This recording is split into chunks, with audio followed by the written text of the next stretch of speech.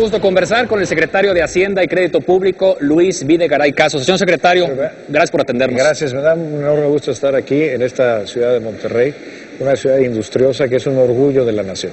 Muchas gracias por su visita y bueno, pues sabemos entre otros temas que pues la reforma fiscal, yo creo que podemos tocar varios temas nacionales y desde luego aterrizarlo también a temas estatales o locales, pero la reforma fiscal yo creo que es uno de los principales pendientes que hoy por hoy tenemos en el país. Sin duda alguna, el presidente de la República, Enrique Peña Nieto, ha sido muy claro que México necesita una reforma fiscal. En el Pacto por México, que es este instrumento que han firmado los principales partidos políticos, el PAN, el PRI, el PRD y el Gobierno de la República, se acordó que México habrá de tener una reforma fiscal este año, en el segundo semestre del año. Es importante decirlo porque tenemos todavía una etapa previa de trabajo técnico y de creación del consenso político que se requiere para hacer una reforma fiscal, o mejor dicho, una reforma hacendaria integral. Tres objetivos que tiene que cumplir esta reforma y así lo ha definido el presidente de la República. Primero, tiene que fortalecer la capacidad financiera del Estado mexicano. Y no solamente me refiero al gobierno federal, también incluye a los estados y a los municipios, para que puedan cumplir con sus obligaciones elementales en materia de seguridad pública, de educación, de salud o de infraestructura. Segundo, tiene que ser una reforma que nos ayude a ser un país más competitivo y que fortalezca la creación de empleos, particularmente los buenos empleos, los empleos bien pagados.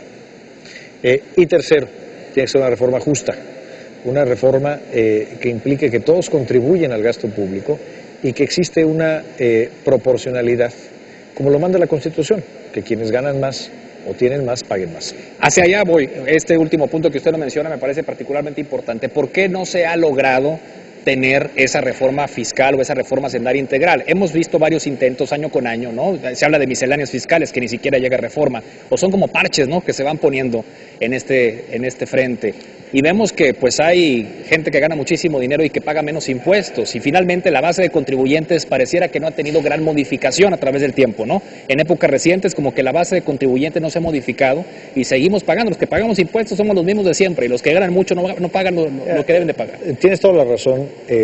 Lo que se ha hecho de modificaciones a nuestro sistema de impuestos han sido modificaciones sucesivas, una tras la otra, y lo que resulta es un sistema que hoy ya es muy complicado, muy complejo, y que no responde a un diseño original. Mira, la última reforma integral en materia de impuestos en México ocurrió en 1979, entró en vigor en el 80, es decir, hace 33 años. Todo lo que ha ocurrido en medio han sido modificaciones parciales, se arregla un pedazo pero no se compone el otro. Es hora de tener un rediseño integral que implique, en materia de justicia tributaria, primero, hay contribuyentes que generan muchas utilidades y que a la hora que uno ve lo que realmente pagan, es poco. Pagan menos que incluso contribuyentes menores. Medianos, sí. Medianos. Y esto ocurre porque pues, tenemos esta complejidad que implica muchas salidas, muchas opciones de evasión de impuestos. Tenemos que simplificar el sistema. Si tuviéramos un sistema más simple, sería mucho más justo. Y segundo, hay que reconocer que tenemos una parte muy importante del empleo y de la actividad económica en la informalidad. Es decir, que está fuera del régimen de seguridad social y fuera del régimen tributario. Sí. La reforma hacendaria tiene que tener como un objetivo muy importante contribuir a formalizar a esta gente, que es gente que trabaja. Es gente que le echa muchas ganas todos los días para tener un ingreso, pero porque las características de la economía mexicana están fuera de la economía formal. Si queremos tener una reforma justa, pero también que nos dé competitividad, tenemos que hacer del combate a la informalidad un objetivo prioritario. Que ahí también vemos el otro tema, ¿no? El tema del crecimiento de nuestro país, que no ha sido del todo satisfactorio. Sí tenemos un crecimiento económico que de hecho sabemos 2013 será ligeramente menor a 2012, si mal no recuerdo, la última previsión que ustedes mismos presentaban. Y bueno, pues vemos que entonces no hemos podido crecer a tasas como los países más desarrollados. Ahí está el crecimiento económico que se está dando, pero a un nivel muy modesto, ¿no? Y el número de empleos igual, o sea, no se logran crear los empleos que México necesita.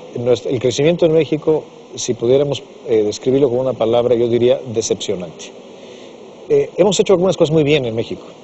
Hemos finalmente logrado convertirnos en una economía estable, gracias fundamentalmente al manejo responsable de las finanzas públicas. Y eso el presidente Enrique Peña Nieto lo va a continuar. Vamos a seguir siendo una economía estable, con bajos niveles de inflación, pero queda muy claro que eso es solo un primer paso. Tenemos que acelerar el paso, tenemos que crecer más. Efectivamente, estimamos que el crecimiento de la economía este año será del 3,5%. ¿Eso es bueno o es malo? Bueno, comparado con otros países que no están creciendo, que incluso tienen tasas negativas, claro que es bueno, pero está muy por debajo de lo que México necesita para salir de la pobreza y para generar los empleos bien remunerados que necesitan las familias mexicanas. Por eso tenemos que tomar distintas medidas que incrementen la productividad de nuestra economía, particularmente de las pequeñas y medianas empresas, accediendo a crédito, con energía barata, con mejor acceso a la banda ancha, a las telecomunicaciones, generar un entorno de productividad, y no solamente de unos cuantos, sino de todos, para acelerar el crecimiento económico. Y sin duda México tiene ese potencial. Por eso el bajo crecimiento económico de México no es una condena. Si hacemos la tarea los mexicanos, vamos a poder crecer más. Secretario, sobre este tema los empresarios, algún grupo de empresarios aquí, sobre todo en esta región, en el estado de Nuevo León, nos hablaban acerca de la urgencia de contar con una política de desarrollo industrial, de modificar el esquema de productividad en nuestro país y desde luego contar con mayores incentivos para ser más productivos. Decían, es que no hay una política industrial en México. México carece de una adecuada política industrial que afecta a ciertos sectores, si lo agrupamos toda la industria manufacturera, porque nos mostraban por ahí una estadística que señalaba que no se habían creado en México los empleos, hablando de tasa de crecimiento muy básica, muy, como usted dice, decepcionante, y también la otra parte, la creación de empleos, todas las oportunidades que se nos han ido, aunado a la entrada de productos chinos que están atacando la producción nacional. Entonces, decían, ¿qué falta en México? Pues una política industrial. Quien diga que en México se abandonó la política industrial, lamentablemente tiene razón. En México, hace ya muchos años, tal vez más de 20 años, tomamos una decisión que era retraer la actividad de fomento económico del Estado mexicano. Sin duda porque en décadas anteriores habíamos caído en excesos estatistas, de propiedad estatal de los medios de producción. ¿Sí? El problema es que mientras México se quedó en ese estado de abstención sobre la política industrial, el mundo hoy está en otra tónica. Todos los países en el mundo, particularmente los que están creciendo aceleradamente, tienen una política de fomento económico. ¿Qué es lo que busca? ¿Qué es lo que quiere hacer? Y está haciendo ya el presidente Enrique Peña Nieto, tener una política de fomento económico, una política industrial moderna, que trabaje con el mercado, que no sustituya al sector privado, sino que lo apalanque, que aprovechemos oportunidades combinando recursos públicos y privados, es decir, una política industrial eficaz y moderna. Tenemos grandes oportunidades de desarrollo, pero tenemos que tomar la decisión como sociedad, y eso implica Estado y sector privado de aprovechar esas oportunidades y materializarlas. Para eso